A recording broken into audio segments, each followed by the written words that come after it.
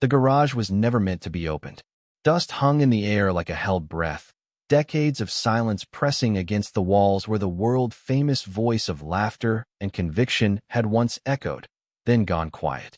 When Rob Reiner's life finally ended, it was not the headlines that unsettled those closest to him, nor the tributes, nor the familiar montage of iconic films that shaped generations. It was what waited in the dark, behind a door everyone thought they understood. Inside that garage lay fragments of a man the public never truly met, objects heavy with memory, rage, regret, and longing. Boxes labeled in shaking handwriting. Old reels never screened. Letters never sent. Evidence of a private war fought far from red carpets and political stages. The discovery reframed everything. The humor, the confidence, the moral certainty. It suggested a deeper question, one far more disturbing than death itself. Who was Rob Reiner when the cameras stopped rolling? And what happens when the stories we tell the world collapse under the weight of the ones we hide from ourselves? Morning light fell across the driveway in thin, apologetic bands, as if the house itself understood the gravity of the moment. The garage door stood closed, ordinary, beige, unremarkable, hiding nothing that could be guessed from the street. Inside the house, voices moved softly, careful not to disturb the dead. Rob Reiner was gone, and with him the noise of public certainty that had followed him for decades. When the door finally lifted, the sound was mechanical and indifferent, a low grind that felt too loud for mourning. Dust rose immediately, suspended in the air like memory refusing to settle. Shelves lined the walls, bending under the weight of boxes without labels, film canisters sealed with aging tape, notebooks swollen with years of revisions. The space smelled of metal, paper, and something older, a faint bitterness of time spent alone. This was not storage. It was sanctuary. Here, away from studios and stages, Reiner had allowed himself to fracture. The narrator moves through the room with omniscient patience, sensing the emotional residue left behind, the way certain objects were touched often, others never again after a single glance. A childhood photograph rests beside a stack of political clippings. A broken camera sits beneath a shelf of awards never displayed. Contradiction lives comfortably here. As hands begin sorting, patterns reveal themselves with unsettling clarity. Pages repeat the same questions in different handwriting, years apart, circling the same wounds. Margins rage against authority, against expectations inherited and imposed.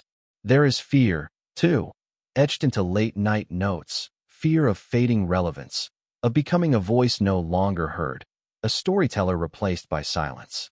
The confidence admired on screens feels, in retrospect, like armor worn too long. The garage hums with an emotional pressure that tightens the chest. It suggests a man who carried his doubts like contraband, hidden even from those closest to him. Every box opened reframes the public image, not as false, but incomplete. Success did not resolve the ache. It only buried it deeper, beneath productivity and applause. Nothing here accuses.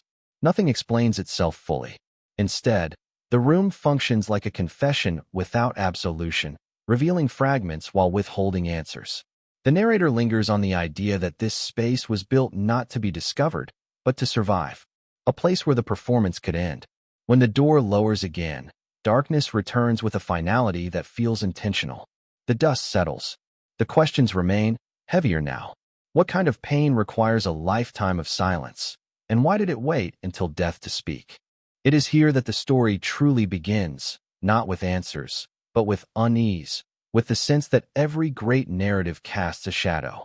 The garage remains, sealed again, yet alive, holding breath and meaning. Somewhere within those walls, a truth presses outward, patient, unresolved, waiting for time, or courage, to open the door once more. Even in silence, it refuses to rest. And history leans closer, listening. For what comes next will change everything. Forever. Applause was the first language Rob Reiner learned to understand. It filled rooms before he did, echoed down hallways, lingered after dinner conversations ended. As the son of Carl Reiner, laughter was not merely entertainment. It was expectation, inheritance, currency. From an early age, Rob moved through spaces where adults were amused, brilliant, admired, and endlessly distracted. He learned quickly how to be present without being centered, visible without being seen. Home was alive with voices, but intimacy was elusive. Praise came easily, but it often belonged to the room, not to him. The narrator peers into the quiet spaces between moments, the pauses after jokes landed, the way young Rob watched faces more than words, measuring approval, searching for something steadier than applause. Love felt real, yet conditional, filtered through performance and productivity. Childhood became a rehearsal. At school, the weight of his name arrived before he did. Teachers smiled differently. Classmates expected cleverness. Failure felt amplified, success assumed. Rob internalized the belief that he was always being evaluated, even in solitude. Food became comfort, then shield. Humor became defense. Beneath both lived a growing confusion about identity, who he was when he was not entertaining, not impressing, not echoing a legacy larger than his own body. The father-son dynamic shaped everything. Reiner was generous, towering, beloved, and unknowingly distant. Rob admired him deeply, yet bristled under comparison he could never escape.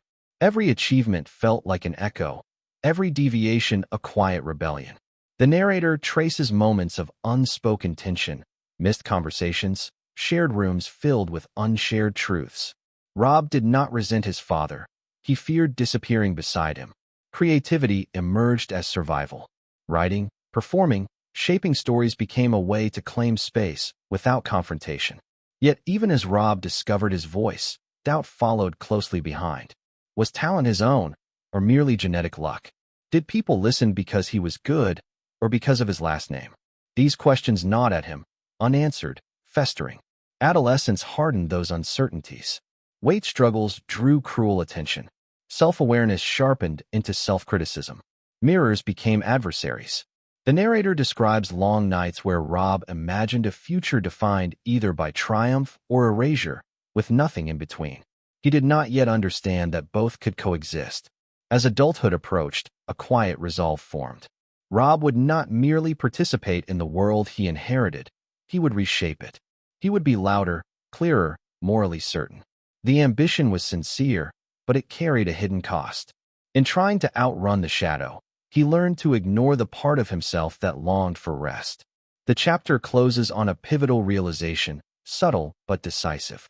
Standing at the edge of independence, Rob senses that his life will be a negotiation between visibility and solitude, between applause and authenticity.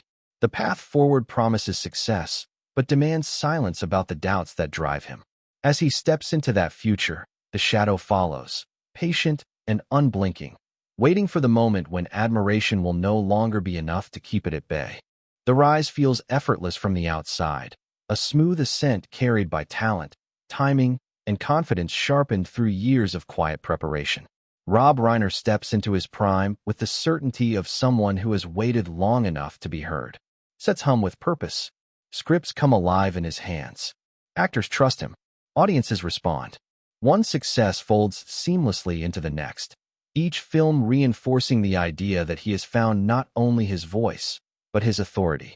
Applause returns, louder now, more focused. This time it belongs to him. Yet beneath the celebration, something subtle begins to thin. The narrator lingers on moments the cameras never capture. Hotel rooms after premieres, silent car rides home. The way praise fades quickly once doors close. Reiner listens to the echo of his own footsteps, noticing how success fills schedules but not spaces. Meetings grow frequent, conversations efficient, admiration polished and impersonal. The films themselves reveal more than he intends. Stories about connection, loyalty, longing, moral clarity. Characters searching for truth, for belonging, for something solid in a shifting world. Critics call it insight. Audiences call it honesty. Privately, it feels like exposure. Each project drains something from him, leaving less room to confront what remains unresolved. Pressure accumulates invisibly. With each triumph comes expectation, another story that must matter, another statement that must land. Reiner becomes acutely aware of his public role, not just as a filmmaker, but as a voice. Political convictions sharpen. Opinions harden. Certainty becomes a shield. The narrator suggests this is not arrogance, but armor, forged against the fear of becoming irrelevant, replaceable, forgettable. The garage, though not yet central, begins to take shape during this era. Late nights end there. Boxes are stacked deliberately. Journals multiply. Thoughts he cannot say aloud find refuge on paper. Doubt leaks through in fragments. Questions about sincerity, about whether his work still surprises even himself. He listens to old recordings, rewatches finished films alone, searching not for flaws, but for proof that the meaning is still there. Relationships bend under the weight of his intensity. Collaboration thrives, intimacy strains. He is admired, consulted, quoted, but rarely asked how he is. The narrator observes how loneliness can grow even in crowded rooms, how being needed is not the same as being known. Reiner feels responsible for his image, for his message, for maintaining momentum. Stillness becomes dangerous. As the cultural landscape shifts, whispers of change ripple through the industry. New voices emerge. Tastes evolve. Reiner senses it before it is visible, a tightening in the chest when meetings feel slightly less urgent, when praise arrives with qualifiers. The fear he once buried now stirs, insistent. One night, alone in the garage, he writes a single line and leaves it unfinished. The narrator does not reveal the words, only the hesitation that follows. A man at the height of his influence, pausing mid-thought, uncertain whether the next chapter will be ascent or descent. The chapter ends not with failure, but with foreboding. Applause still waits outside. Success still answers his calls. But inside the empty room, Rob Reiner feels the balance shifting. And somewhere in that silence, the first crack appears, quiet, almost invisible, but irreversible. The descent does not announce itself. It arrives quietly, disguised as fatigue, as friction, as the dull ache of conversations that no longer ignite. Projects that once moved effortlessly now stall. Notes from studios grow cautious. The praise remains, but it carries a different temperature, cooler, conditional, threaded with nostalgia. Rob Reiner senses the shift before anyone names it, the way a seasoned sailor feels a storm in the pressure of the air. Criticism sharpens. Not cruel, not catastrophic, just persistent enough to lodge under the skin. Each review feels less like evaluation and more like erasure, as if the present is being weighed against a past that grows heavier by the day. The narrator traces the psychological toll, certainty curdling into defensiveness, conviction tightening into rigidity.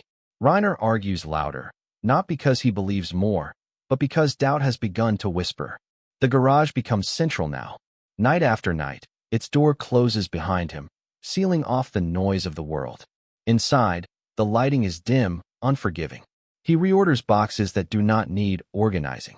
He revisits drafts already abandoned. The space absorbs his frustration without judgment. Here, he allows himself to linger on failures, real and imagined, cataloging them as if understanding might soften their impact. Isolation deepens. Relationships strain under the weight of his preoccupation, his urgency, his refusal to slow.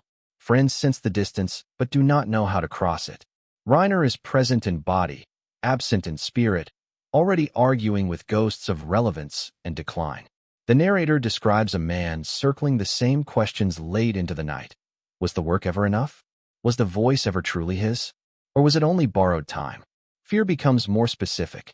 Not fear of death, but of diminishing, of becoming an artifact, discussed in retrospectives rather than rooms where decisions are made. He watches the industry celebrate new voices with a complicated mix of pride and resentment. He believes in progress, yet mourns the loss of center stage. The contradiction exhausts him. In moments of rare stillness, guilt surfaces. Letters are written and never sent. Apologies rehearsed and abandoned. He recognizes the cost of his single-mindedness, the missed dinners, the shortened patience, the way love was sometimes treated as an interruption. These realizations do not bring relief, they bring weight. The narrator lingers on a pivotal night. Rain taps the roof of the garage, steady and insistent. Reiner sits alone, surrounded by the evidence of a life built on meaning, staring at an object he has avoided for years. His breathing slows. The noise inside him recedes. For the first time, he considers the possibility that the fight itself, against fading, against change, may be the source of his suffering. The thought is terrifying. and liberating. He does not decide anything. Not yet. He simply allows the idea to exist, unchallenged, in the quiet. Outside, the world continues, indifferent. Inside, something loosens, just enough to suggest another way forward or a final surrender. The chapter closes on ambiguity. The long night has not ended. But dawn, however distant, has entered his imagination. And with it, a question that will define what remains. Will he release the struggle that shaped him, or cling to it until it consumes what little light is left?